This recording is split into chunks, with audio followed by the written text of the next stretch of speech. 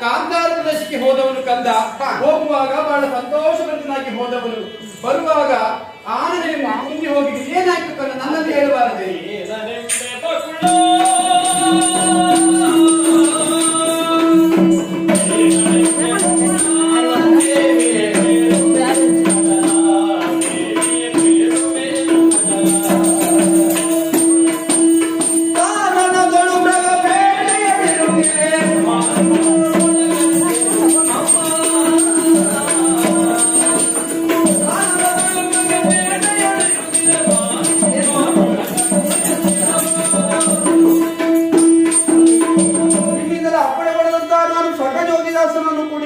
ಪ್ರದೇಶವನ್ನು ಸೇರಿ ಅಲ್ಲಿ ಹೆಣ್ಣೊಬ್ಬಳನ್ನು ಕಂಡೆ ತಾಯಿ. ಯಾರಂತೆ?